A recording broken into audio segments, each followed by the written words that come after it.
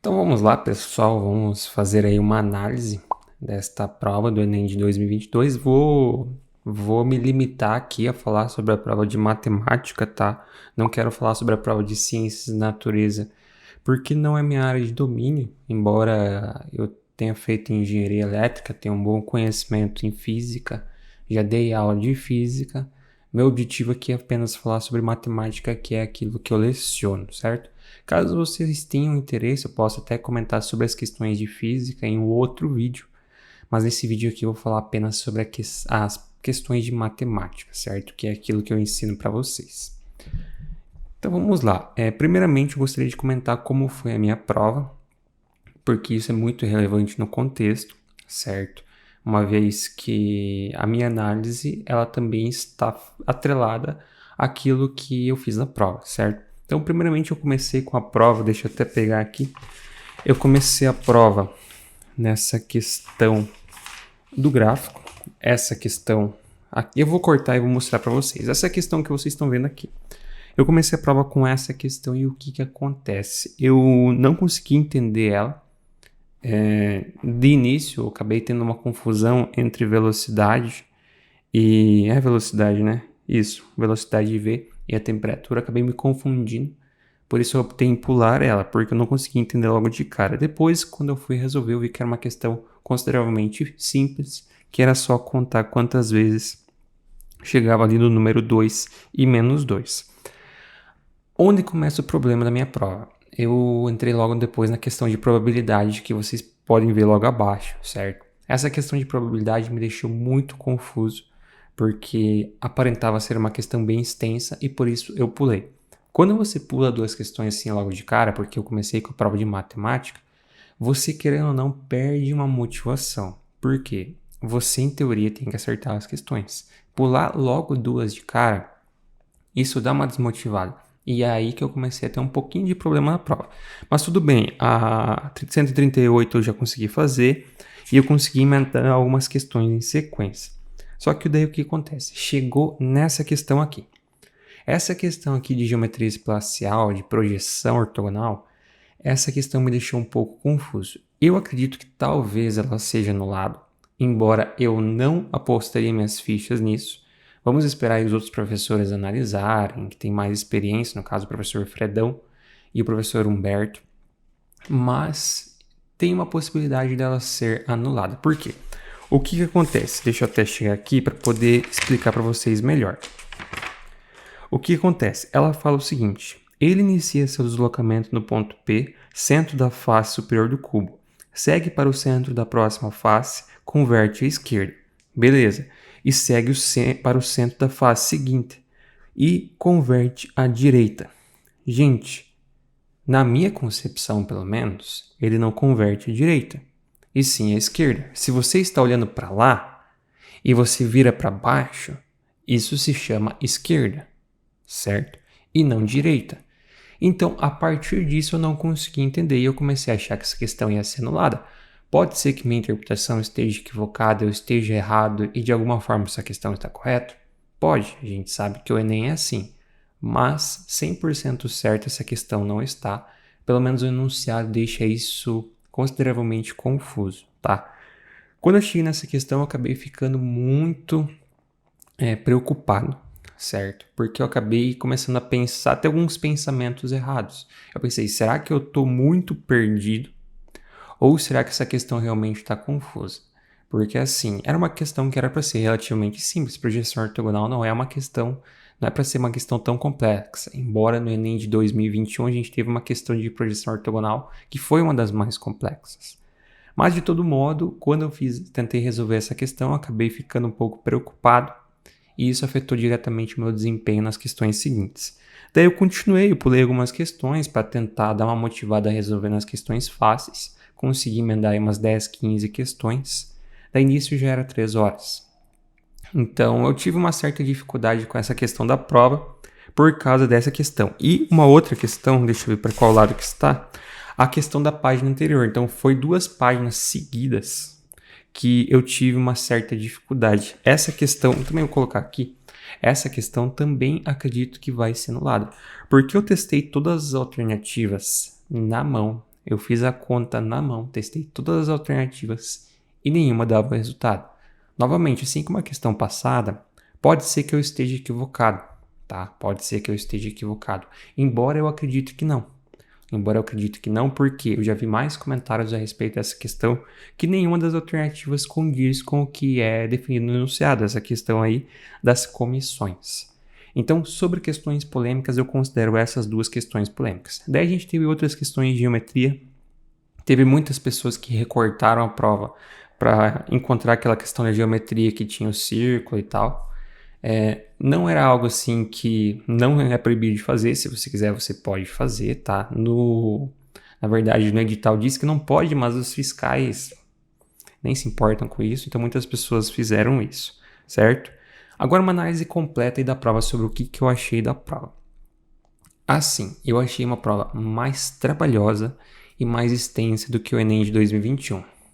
Disparadamente, tá? Na minha opinião, comparado com o Enem de 2021, ela foi uma prova mais trabalhosa e mais extensa. Embora nós não tenhamos tantas questões envolvendo números com vírgula, teve questões envolvendo número com vírgula, mas se você acompanha as minhas resoluções, você sabe que a gente poderia, através de alguns macetes, resolver isso de uma maneira mais fácil, tá? Muitas vezes você poderia substituir número com vírgula por fração, fazer método de separação. Então, tem muitas técnicas que eu ensinei ao longo de todas as resoluções para resolver essas coisas de maneira mais rápida, certo? Porém, todavia, entretanto, foi uma prova muito, muito trabalhosa, muito trabalhosa. Quem realmente fez a prova para valer, que teve que resolver ciências da natureza, que teve que resolver matemática, as pessoas que fizeram a prova para valer, quem sabia todos os conteúdos, estudou tudo, tinha conhecimento de tudo, não conseguiram fazer a prova. A prova inteira não conseguiu. Quem tinha conhecimento de tudo não conseguiu fazer a prova, quem fez para valer, tá? E isso é um ponto interessante de se pontuar. Por quê? Porque isso vai afetar a quantidade de acertos da galera. Muitos relatos de alunos, muitos relatos de pessoas assim que tinham conhecimento para acertar muitas questões, mas que tiveram que chutar muitas questões porque a prova estava muito trabalhosa e muito extensa. E isso estende também um pouquinho aí para a prova de ciências da natureza. Também estava trabalhosa, coisas específicas. Então, assim, eu achei a prova de matemática muito extensa e trabalhosa. Nós tivemos muitas questões de geometria.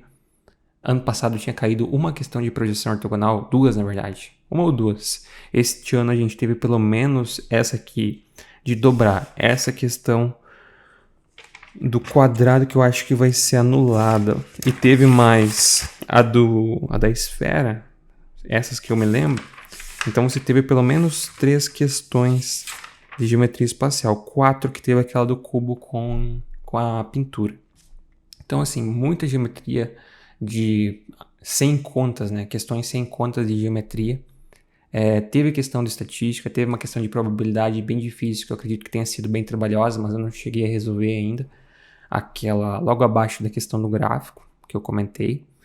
E nós tivemos também questões que envolveram As questões que envolveram a análise combinatória não foram tão difíceis, tá? Por exemplo, a gente teve essa questão de análise combinatória do bingo, e teve uma outra questão de análise combinatória, qual que era? Que era a questão dos quartos do apartamento. Também não era uma questão muito difícil, que era todas multiplicava por 9, daí você precisava interpretar se era arranjo, se era combinação, o que era. Então, tivemos aí diversas questões que envolviam... Então, tivemos essas questões de análise combinatória. Daí tivemos também outras questões que envolveram volume de cilindro, volume de esfera. Então, assim, o que eu senti falta na prova? Eu senti falta nessa prova de equações de primeiro grau, tá? Não caiu equações de primeiro grau, não caiu PA e PG, não caiu logaritmo, não caiu função exponencial. Ano passado já não tinha caído função exponencial, embora tinha uma questão que trabalhava um pouquinho com isso, mas não era necessário saber de função exponencial, logaritmo também não. Então isso mostra que logaritmo e função exponencial estão ficando cada vez mais fora das cobranças do Enem, tá? Então já deixa de ser algo assim para você que se prepara só para o Enem de estudar, porque não vem sendo cobrado. Mas para a gente finalizar, não estender tanto esse vídeo, eu vou trazer mais coisas. Se vocês quiserem análise de questão por questão, a gente pode fazer também. Tô pensando em trazer amanhã um vídeo falando quais são fáceis, na minha opinião, quais são médios e quais são difíceis. Fazendo um resumo geral aí, eu achei uma prova extensa e trabalhosa, mas não difícil, tá? Não foi uma prova tão difícil. Por exemplo, ano passado a questão mais difícil, que foi a questão de navios, este ano não teve nenhuma questão nesse nível. Não teve nenhuma questão que exigia um nível de conhecimento muito mais técnico, um nível de conhecimento muito mais aprofundado que nem aquela questão exigia. Este ano não teve isso.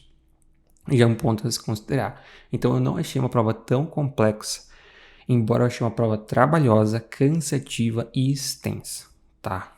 E o principal ponto, tivemos aí pelo menos 2 questões extremamente confusas, que assim como prejudicaram o meu desempenho, com certeza prejudicou o desempenho de muita gente, tá? Se a gente souber de alguma coisa dessa questão ser anulada ou não, obviamente eu vou compartilhar isso com vocês. Nesta quarta-feira agora vai ser o gabarito, tá? Então dia 23 sai o gabarito. A partir do lançamento do gabarito e da prova, eu vou postar resoluções detalhadas da forma mais fácil de resolver de cada questão, tá? Talvez amanhã eu traga uma resolução, eu posto aqui para vocês uma resolução completa da prova, apenas uma resolução superficial e uma análise de médias difíceis, mas as resoluções da maneira mais eficaz e rápida que a gente sempre está acostumado aqui no canal vai ser a partir de quinta-feira, tá? Mas assim a gente vai postando porque fica melhor esperar a prova bonitinha e tal, pra gente fazer um vídeo legal. Então as resoluções individuais eu vou postando aí, até semana que vem a gente já deve postar tudo, mas pra gente conseguir também fazer uma resolução mais detalhada, uma resolução mais tranquila, para você aprender melhor como resolver mais rapidamente e de maneira prática, tá? Tô um pouco cansado, por isso que falando devagar. E então é isso. Deixe aqui embaixo nos comentários o que você achou da prova, qual que é a sua análise. Se você quiser fazer um pedido de alguma coisa pra gente analisar, também deixe aqui nos comentários, que assim que der eu vou postar para vocês. Então é isso. Muito obrigado a todo mundo que me acompanhou, muito obrigado a todo mundo que mandou mensagem. Não esquece de deixar o like e se inscrever, porque isso ajuda muito o nosso trabalho a atingir mais pessoas. Então é isso. Muito obrigado a todos que assistiram. Bons estudos. Grande abraço, valeu e até a próxima.